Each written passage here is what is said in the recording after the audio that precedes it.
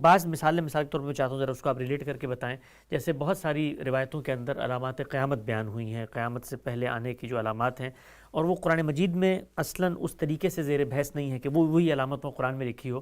تو اس کو ہم کیسے سمجھیں گے کہ قرآن نے اجمال میں پورا قیامت کا تصور بتا دیا تھا، یہ اس کی توضیح ہے، تفصیل ہے جو پھر ہمیں باہر سے مل رہی ہے، لیکن اس سے اصل کانسیپٹ کہیں خراب نہیں ہو رہا. یعنی قرآن مجید نے ہمیں قیامت پر ایمان لانے کے لیے کہا ہے، ٹھیک، اور پیغمبر پر بھی ایمان لانے کے لیے کہا ہے. بالکل. اب ظاہر ہے کہ پیغمبر بھی اسی طریقے سے بعض اخبار دیتے ہیں جیسے خود قرآن دیتا ہے. یہ ماضی کے بھی ہو سکتے ہیں، یہ اس زمانے کے بھی ہو سکتے ہیں، یہ مستقبل کے بھی ہو سکتے ہیں. ٹھیک. یہ جو اخبار ہیں یہ دین کے کانٹینٹ کا یا اس کے محتویات کا حصہ نہیں ہوتے. ٹھیک. مثال کے طور پر قرآن نے ہمیں یہ خبر دی کہ رومیوں نے حملہ کر دیا ہے اور اب وہ غلبہ پا لیں گے. ٹھیک.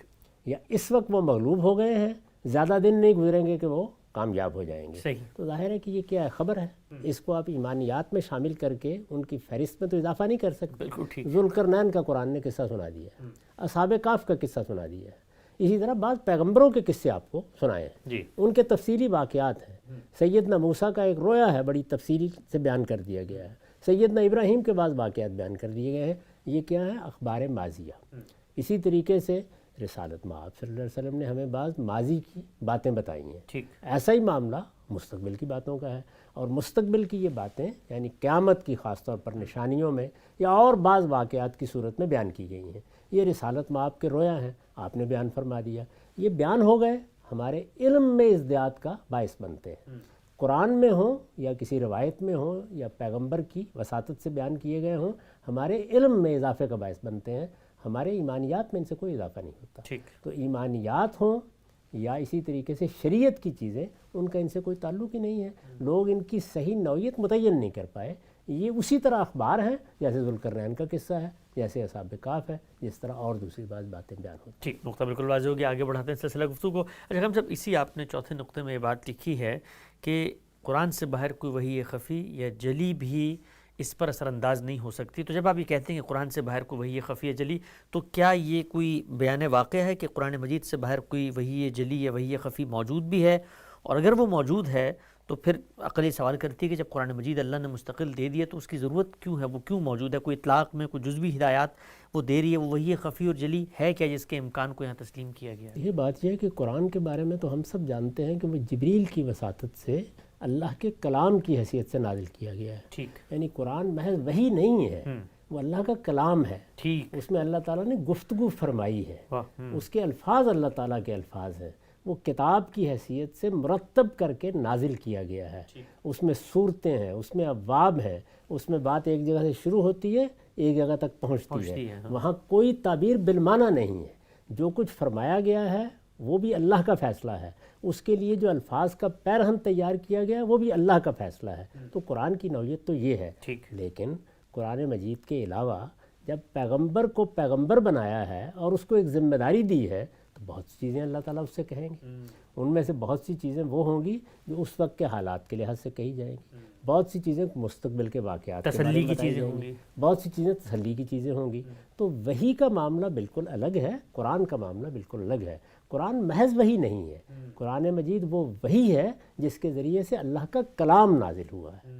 تو یہ دونوں میں بڑا فرق ہے. اب اس کے باہر جو چیز بھی ہے وہ کسی بھی نوعیت کی ہو، میں تو عرض کرتا ہوں اللہ کی کوئی دوسری کتاب ہے اس کے بارے میں بھی بتا دیا گیا ہے کہ اس پر قرآن ہی اب نگران ہوگا. یعنی اللہ کی کتاب ظاہر تو اللہ تعالیٰ کی طرف سے وہ بھی کلام ہے، وہ بھی اللہ کا کلام ہے.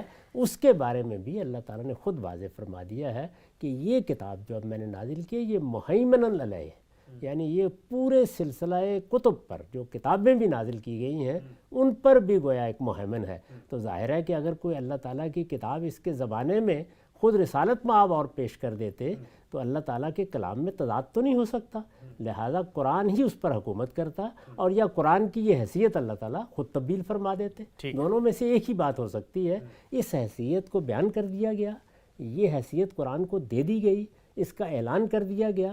اس حیثیت کا تقاضا میں بیان کر رہا ہوں کہ اگر قرآن مجید میزان ہے، اگر وہ فرقان ہے، اگر وہ مہیمن ہے، اگر اس کے بارے میں یہ بتا دیا گیا ہے کہ لِيَحْكُمَ بَيْنَ النَّاسِ فِي مَا اخْتَلَفُوا فِيهِ، اب تمام اختلافات میں فیصلہ کن حیثیت اس کی ہے، تو پھر اس کے باہر کی کوئی چیز اس پر اثر انداز نہیں ہو سکتی.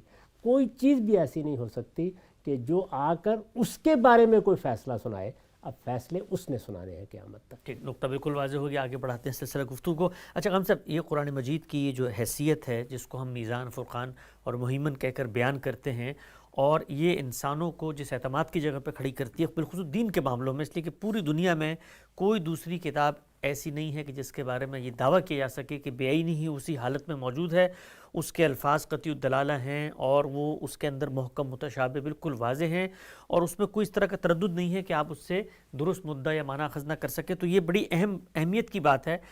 تاہم جس وقت آپ یہ فرماتے ہیں ہم سب کہ اسی قرآن نے کہا تھا کہ پیغمبر کی اطاعت بھی کریں، اب پیغمبر کی نسبت سے کوئی بات آتی ہے جو بظاہر ہمیں قرآن مجید کی جو صاف واضح ہدایات ہیں ان میں کوئی ترمیم، تغیر، اضافہ یا نسخ کرتی ہوئی نظر آتی ہے، تو اب معاملہ کیا ہوگا؟ یعنی سب سے پہلے ہمیں یہ غور کرنا پڑے گا کہ ہم نے قرآن مجید کو صحیح سمجھا ہے، یا پھر ہم اس روایت کے بارے میں غور کریں گے کہ پیغمبر سے اس کی نسبت ٹھیک ہے، اس کی سند کو دیکھیں گے، کیونکہ جس کی نسبت سے بات آ رہی ہے خود اسی کے بارے میں اسی کتاب نے ہمیں کہا کہ اس کی اطاعت بھی کرنی ہے، تو اس میں درست رویہ پھر کیا ہوگا ہمارا؟ دونوں چیزیں سامنے رکھیں، یعنی اگر ہم نے کسی چیز کو سمجھا ہے تو ہم ضرور پلٹ کے دیکھیں گے، رسالت مآب کی نسبت سے کوئی بات بیان ہو رہی ہے دیکھیں گے کہ ہم نے کہیں غلطی تو نہیں کی، کیونکہ قاضی ہونے کی حیثیت قرآن کی ہے، میری یا آپ کی نہیں ہے۔ ہاں، یعنی میں یا آپ تو سمجھیں گے اس بات کو، تو سمجھنے کے عمل میں کہیں ہم سے غلطی تو نہیں ہو گئی، کہیں ہمارے علم کی قلت، ہمارے تدبر کی قلت تو اثر انداز نہیں ہو گئی، تو یہ گویا ایک مہمیز بنے گی کہ ہم خود اپنے فہم پر بھی نظر ثانی کریں۔ صحیح۔ دوسری جانب اگر کوئی چیز رسالت مآب کی نسبت سے بیان ہو رہی ہے تو پہلے نسبت کی تحقیق کریں گے، یہ دیکھیں گے اچھا نسبت کی تحقیق کس حد تک ہو سکتی ہے، وہ قرآن کے حد تک تو اب ہو نہیں سکتی، ٹھیک، اس وجہ سے ظن غالب کی حد تک ہوگی تو نسبت کی تحقیق بھی کر لیں گے۔ ظن غالب کی بنیاد پر بھی کوئی رد کرنے کی چیز نہیں ہوتی، ظن غالب کا مطلب ہی یہ ہے کہ بڑی معقول چیز ہے، اس کو ماننا چاہیے، پھر دیکھیں گے اس میں کیا بات بیان کی گئی ہے، تو جب ہم اس کو دیکھیں گے تو یہ بالکل واضح ہو جانا چاہیے کہ قرآن مجید کے مدعا میں نہ اس نے کوئی تبدیلی کی ہے، نہ کوئی تغیر کیا ہے، نہ یہ اس پر اثر انداز ہوئی ہے، دونوں کا باہمی ربط گویا واضح ہو جانا چاہیے، یعنی یہ کیا بات ہے اور قرآن کیا کہتا ہے، دونوں کے درمیان وہ آہنگ تلاش کیا جاتا ہے جس کے بعد توفیق ہو جاتی ہے، اور اگر ایسا نہیں ہوا اور دونوں میں ایک تصادم کی کیفیت ہے، تعارض کی کیفیت ہے، اس کے نتیجے میں قرآن مجید کے مدعا میں کوئی تبدیلی کرنی پڑتی ہے، اس کے کسی مطلق کو مقید کرنا پڑتا ہے، اس کے کسی عام کو خاص کرنا پڑتا ہے، اس طرح کا جب معاملہ ہوگا تو پھر یہ چیز رد کی جائے گی، نہ کہ قرآن مجید کو رد کر دیا جائے گا۔